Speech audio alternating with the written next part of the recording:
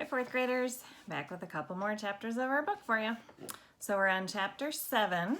This one's told by Kiana Rubini. I'm still in SCS 8. Well, technically I'm in nothing since I never officially enrolled in school. Back on the first day, Chauncey turned out to have stomach flu. That's why he barfed, like there needs to be a reason for him to paint the town. So Stepmonster never showed up to register me. That night, eating takeout pizza for dinner while feeding Chauncey medicine out of an eyedropper, she asked me, Kiana, did you get everything straightened out with the office? Geez, Louise, my father exclaimed. You were supposed to take care of that. Chauncey got sick, she began defensively. It's okay, I interrupted. It's all taken care of. I'm still not sure why I said that. Nothing is taken care of. There's no such student as Kiana Rubini at Greenwich Middle School. If I'd had any teacher besides Mr. Kermit, I would have been busted on day 1. What's more, I'm in the Unteachables. Oh, sure, they call it the self-contained special yada yada yada, but that's just code for burnouts, nitwits, rejects, and behavior problems. Plus, one displaced Californian. It goes without saying that I don't belong. I've kind of boxed myself into a corner, though. It wouldn't be hard to switch out since I was never really switched in, but then I'd need Stepmonster to register me for real. And I'd have to explain what I've been doing for the past 2 weeks. It's not worth it. I'm a short-timer anyway. I never changed my address from Los Angeles, so no one will ever find out there's a girl living here who isn't enrolled in school. And believe me, Mr. Kermit isn't going to notice he's got an extra kid in his class.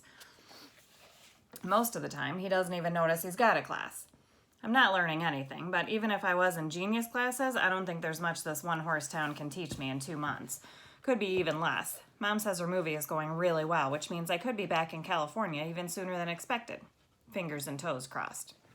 In spite of all that, I have to admit I'm fascinated by SCS 8.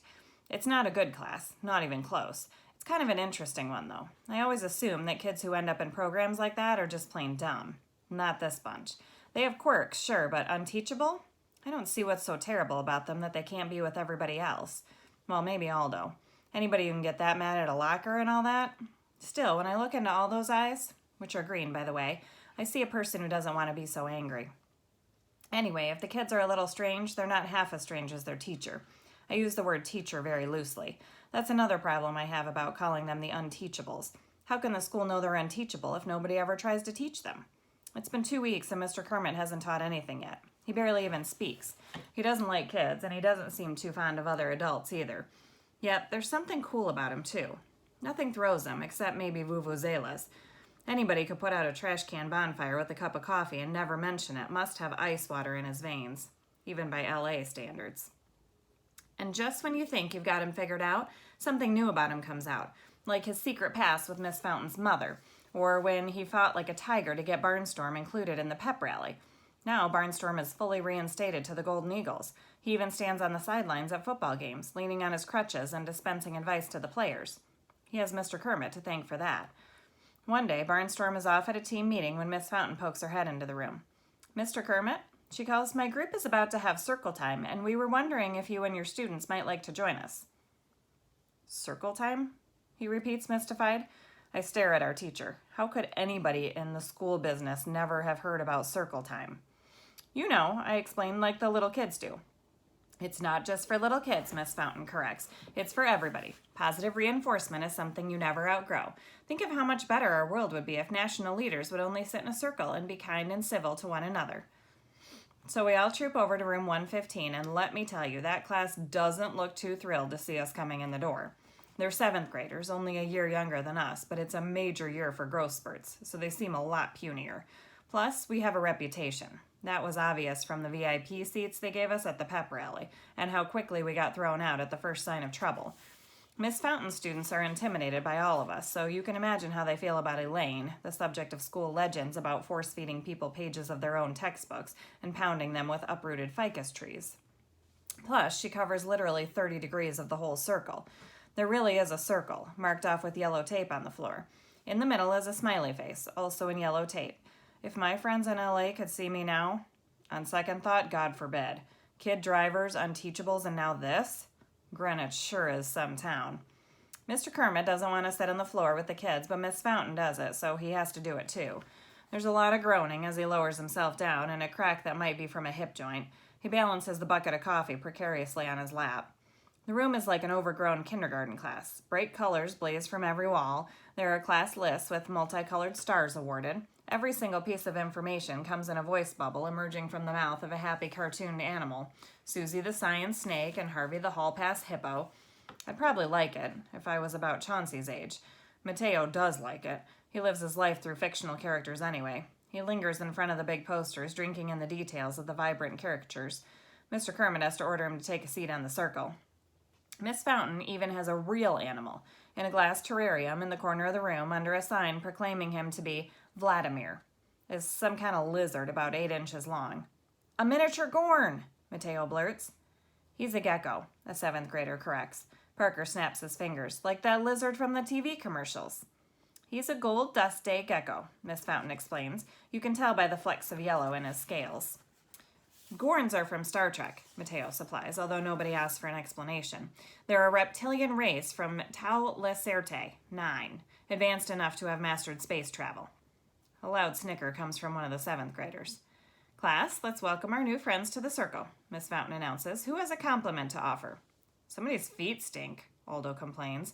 Mr. Kermit glares at him. That's not a compliment.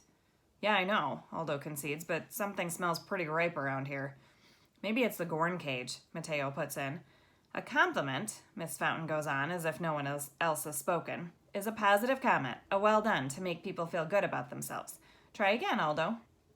Aldo is thinking so hard that his face screws up, like Chauncey's when he's going to the bathroom in his diaper. He looks all around the circle and comes up empty. I know I'm just a short-timer and it's pointless to care about people I'll never have to see again once Mom finishes shooting her movie, but my heart goes out to Aldo, who has this red hair that just won't stay combed. How must it feel inside when the closest you can get to saying something nice involves foot odor? From the opposite side of the room, a low voice announces, That's a nice color. We all crane our necks to see who's speaking. To my amazement, it's Elaine. I beg your pardon, says the young teacher, distracted. Your shirt, Elaine tells Miss Fountain. It's a nice look for you. What a lovely thing to say, thank you. Miss Fountain frowns at Elaine. I don't think I know your name. I don't think so either, Elaine rumbles back. Miss Fountain turns questioningly to Mr. Kermit, who gives her a blank shrug. That's Elaine, I exclaim. We've been in class with him for 2 weeks. Doesn't he know any of us? A few whisper murmurs of rhymes with pain come from our class and the 7th graders. A voice sounds in the hall. Where'd everybody go? A moment later, Barnstorm swings into the doorway on his crutches, fresh from his meeting with the football team. I was wondering where you guys... Hey, check it out, circle time. Join our circle, Miss Fountain invites. Why don't you share how you hurt your leg? I'm guessing it was a football injury? No way, Barnstorm scoffs. The tackler isn't born who can catch me. I was changing a light bulb in the bathroom and I slipped off the toilet seat. I can see it coming, but I'm powerless to stop it. As Barnstorm plops himself down on the floor next to Aldo, one of his crutches whacks the red-haired boy on the side of the head. Ow! Enraged, Aldo sweeps the offending crutch aside, knocking it into the corner. The rubber tip clips the cover on the lizard terrarium, sending it skittering across the floor. The Gorn, Mateo exclaims. Vladimir, cry several of the 7th graders. The gecko is out of his home like a shot. He does a quick loop of the room and finds the door post-haste. Mateo frowns. Gorns are slow and plodding in Star Trek. I guess Star Trek isn't that much like real life, Parker observes. You can say that again. There's nothing slow or lazy about Vladimir. By the time the first 7th graders reach the hall, their class pet is long gone. I'm kind of impressed by how calm Miss Fountain stays. She's all business on the intercom with the office, describing the escaped lizard. Thank you for a very enjoyable, circle time, Mr. Kermit says formally. We should probably say our goodbyes, though. I doubt she even hears him. Back in room 117, I'm thinking now we're really going to get it. But our teacher silently returns to his crossword puzzle, leaving us to the worksheets on our desks. Chapter 8, Mr. Kermit. When breakfast is mustard on toast, that's a sure sign that it's time to go back to the grocery store. It means I've run out of butter and cream cheese and jam, and I'm digging into the condiment packs left over from my last McDonald's run. Come to think of it, this is my last slice of bread too, and stale doesn't begin to describe it. The apartment is a dump. Clean enough, but definitely from a bygone era. I can afford much better, but I'm too disinterested to redecorate and too lazy to move. It's the perfect place for a meal of mustard on toast. The breakfast of the disinterested and lazy. Not for the first time, I picture Fiona's house with its picket fence and oh-so-green lawn. It's more vivid now since I can imagine Emma growing up there, playing on the swings, riding her tricycle on the driveway, and playing with her first lizard. I don't want to think about her last lizard, thanks to the Unteachables. God only knows what happened to Vladimir. He's probably trapped in the walls of the school somewhere, starving to death. If he made it out of the building, he's roadkill for sure. Eventually, I go down to the Cocoa Nerd and start it up in a cloud of burnt oil. I'm actually calling it that, thanks to Parker. For some reason, I can't get it out of my head. Something else to lay at the feet of the Unteachables. June has never looked farther away. I'm not even a third of the way to school when the billboard looms up. Come see the largest inventory of new and used vehicles in the Tri-County area. And there's his face, grinning out through a flaming hoop like he's some kind of circus performer and not the sleazy used car dealer he was always meant to be. Jumping Jake Terranova, who will jump through hoops to get you a great deal on the perfect new or used car. Even though I pass this billboard every day, it's always somehow a blow to see him up there. He doesn't look much different than he did as a 7th grader. Always grinning like he's got it all figured out. And he's still selling cars and SUVs now instead of stolen copies of the National Aptitude Test. He's good at it, too. Terranova Motors is the 3rd largest auto dealership in the state. That's quite an accomplishment. Jumping Jake has come a long way since 7th grade when his biggest accomplishment was ruining his teacher's life. No, I remind myself, Dr. Thaddeus did that. Sure, the cheating thing was an ugly scandal, but it's not as if I was in on the scam. All I was guilty of was trusting my students and believing that their best in the nation test score was an honest achievement. My real crime, the one I'll never be forgiven for, was making Thaddeus look bad. The principal turned superintendent has been taking his revenge ever since Jake Terranova was just the first tile that started the dominoes tumbling. The giant dealership looms up on the left. I can't help it. I count how long it takes to pass the vast lots and showrooms. 14 full seconds at the speed of traffic. It isn't enough that the Terranova kid got away with his 7th grade shenanigans. Obviously, they gave him the formula for getting rich. He's rolling in money while the teacher he took down is living on bread and mustard and driving a Cocoa Nerd. Although the main reason I haven't replaced the car is that I blame all auto dealerships for Jake Terranova. I turn into the school lot where Parker's pickup truck is sprawled across the last 2 open spaces. Sure, give a middle school kid a driver's license. What could go wrong? Annoyed, I blocked the pickup in, making a mental note to keep the kid after school just long enough to beat him out here. I didn't pack a lunch, but I remember buying a falafel a couple of days ago that I never got around to eating. It isn't on the passenger seat, so I try the glove compartment. No luck. Must have fallen on the floor and rolled under the seat when the car went over a bump. The Cocoa Nerd doesn't have much in the way of suspension. Bending over double, I reach around and pat the floor on the passenger side. Sure enough, I find the paper sack, but when I pull it out, there's a hole in the bag, and the falafel is half eaten and torn to shreds. I get on all fours and peer under the seat. Looks like somebody lost a leather wallet down there. Then it shifts, and 2 beady eyes peer out at me. I recoil in shock, slamming the back of my head against the dashboard. With a squeak of fear, the creature begins to scramble away, but I jam my hand in and grab it before it can escape through the hole in the floor. Breathing hard, I draw the little guy out and hold him against my chest. Vladimir, I presume? In answer, the gecko poops on my shirt. I sigh, unable to muster up any anger or even surprise. Vladimir is merely continuing a pattern of treatment that's been going on for 27 years. I brush the tiny pellets away. So the fugitive lizard did make it out of the building. Not only that, but he managed to find the one car in the parking lot with a hole in the floor and a falafel just waiting to be feasted on.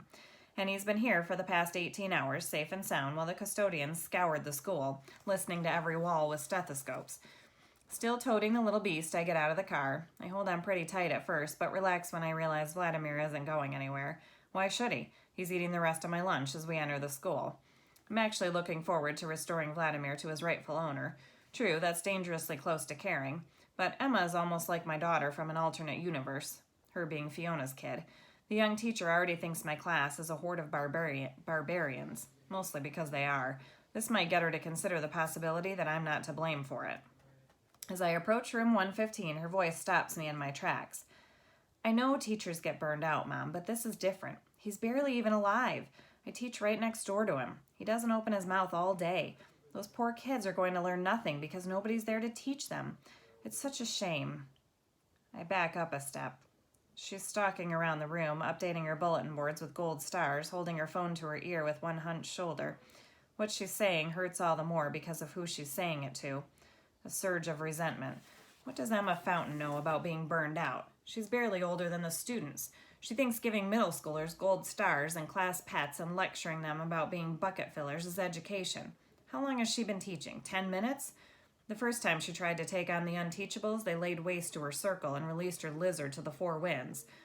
But Fiona's never going to hear that side of the story. Emma adjusts a drooping nostril on Harvey the Hall Pass hippo. Okay, fine, he used to be a great teacher once. It's now that counts. Honestly, I can't believe you were actually engaged to that. I tense up, giving the gecko a squeeze. A short, sharp squeak is torn from his little mouth. She wheels and the phone drops from her ear. Vladimir! She grabs a lost pat from my arms and rains kisses down on his scaly head. Where did you find him? Around, I reply stiffly. I'm not in the mood for a conversation about the hole in the back of my car. She's red in the face now. How long have you been standing there, Mr. Kermit? I'm tempted to say, long enough, or something else to make her feel bad, because she, of all people, should know that that wasn't a very bucket-filling conversation, but I hold my tongue.